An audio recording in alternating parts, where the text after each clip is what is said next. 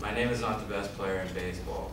My name is Kenneth George Griffey Jr. Answered Ken Griffey Jr. after being asked what it felt like to be the greatest player in the 1990s. I disagree with his answer, however. I find him to be both the greatest player of the 90s and ever, and my favorite player. But simply, I love this man, and I view him as the best. This love for Griffey came from several reasons. From the fact that Griffey is probably the greatest icon for baseball we've ever had in the Pacific Northwest, to the fact that Griffey saved baseball in Seattle. Many only look at greatness from a statistical standpoint, but greatness isn't measured by numbers. It isn't how many wins you have or how high you rank on some all-time list, but greatness was what Griffey was.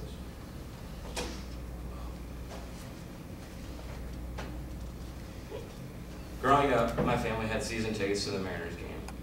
We would go to the game probably 2 or 3 times a week, and my parents just made it tradition. We would walk into the Old Kingdom, and we'd navigate through the stands and find our seats in center field, right behind the kid. That's right. Now, to say this was the only reason that I love Griffey, or the game of baseball for that matter, would maybe be a positive statement or a negative statement, but he for sure inspired me a lot. Watching him club home runs and make diving catches, or leaping on the fence like this, which caused him to break his wrist. Griffey was amazing, but he wasn't only amazing because he inspired me. In 1995, the Mariners were in their 19th season, and they were on the verge of being moved to Florida. The team was in dead last place in the American League West and showed no signs of improvement. That is until Griffey came off the disabled list. He would go on to have probably the second best half of a season anybody had ever had. In 72 games, he would hit 17 home runs, drive in 45 RBIs, and lead his team to the playoffs for the first time in MLB history.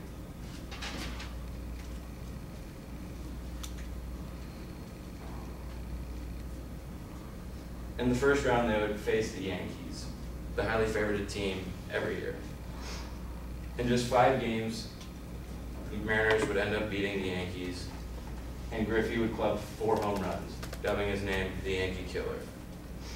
You may even remember this series for the epic double. When Edgar Martinez stepped up to the plate and raked a double to the left field fence, Griffey was seen rounding third base heading home. You may even remember Dave Niehaus calling out, "The Mariners win." That's right, the Mariners win. Dave Niehaus, former broadcaster, often referred to this as a play that saved Seattle, because once we won this series, the Mariners didn't have to move to Florida anymore. Now, yeah, I could blabber on about how Griffey is one of the all-time greats. He has 620 career home runs, ranking him 6th all-time. He's a for sure first ballot Hall of Famer. He has over 1,800 career RBIs and batted over .285. He made 13 All-Star games, winning 1 MVP and 3 home run derbies. He won 10 Gold Gloves. He won 7 Silver Sluggers, and even the 1997 American League MVP. I could even mention the fact that in the 90s, Griffey was alongside Michael Jordan as one of the biggest Nike sponsorships around. His swingman emblem, well noted by many. But that would just be tarnishing what I was trying to explain to you. Even mentioning that is just mentioning what's bad about baseball, and that was not Griffey. Griffey was greatness. Griffey was true baseball, true love, and true inspiration.